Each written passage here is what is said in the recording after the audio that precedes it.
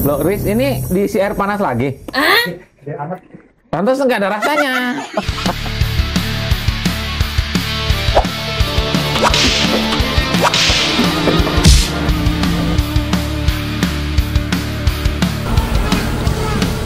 Coba kita berpikir dulu ya, setelah ada bakar-bakaran, sebaiknya kita panggang-panggangan. Panggangan sate. Ya, itu kan biasanya Pak Kiai ajak kita makan-makan ke tempat Korea itu kan, panggang-panggang, lebih enak. Korea tutup. Korea tutup, Ya. kenapa Pak? Ya karena khawatir chaos hingga tutup. Oh, Tapi tetangganya sebelah buka maksudnya. siapa itu? Taiwan. Oke. Ya. Pak Kiai, beberapa hari ini kan kita saksikan bersama ya, baik secara langsung maupun melalui media sosial, kita lihat banyak sekali warga negara yang melakukan protes, melakukan aksi ke DPR dan tempat lainnya. Nah, kemudian terjadi juga kerusuhan yang merupakan ekses dari aksi-aksi tersebut. Ya, tentu banyak analisis terkait itu semua. Nah, saya ingin menarik ini ke dalam konteks kewarganegaraan kita. Bagaimana menurut Pak Kiai ini, Pak?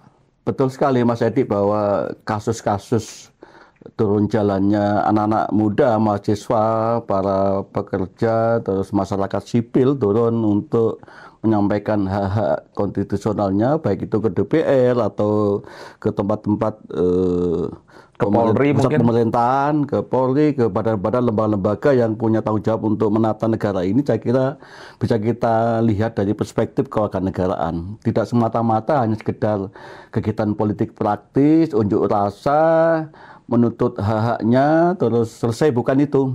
Kalau kita tarik lebih luas, lebih dalam lagi, punya kedalaman menyangkut soal informasi dan substansi menyangkut soal kewarganegaraan yang selama ini mungkin belum banyak menjadi perhatian utama publik, termasuk masyarakat. Karena itu saya mengajak pada masyarakat luas, terutama kalangan-kalangan terdidik, untuk menjadikan ini menjadi sebagai bagian dari edukasi kewarganegaraan bagi publik.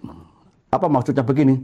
Jadi kejadian kemarin ya, sebetulnya itu adalah salah satu saja elemen penting dari pendidikan kewarganegaraan. Misalnya bahwa sebelum itu ya, kita tarik ke belakang, kewarganegaraan itu adalah sesuatu yang muncul setelah kita bersepakat bahwa adanya negara itu ada dasar kontrak sosial, kesepakatan antar warga negara yang ingin membentuk negara itu, para the founding father, terus dengan para pihak-pihak yang nanti akan terlibat di dalam sebuah negara yang namanya Negara Kesatuan Republik Indonesia.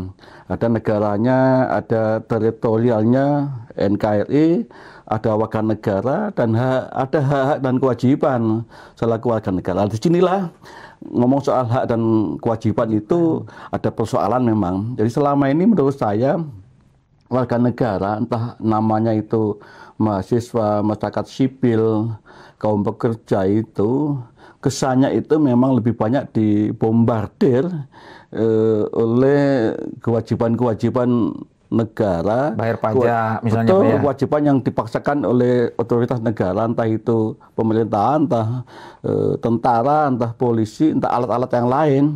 Sementara hak-haknya itu terkesan ya tidak diberikan secara seimbang.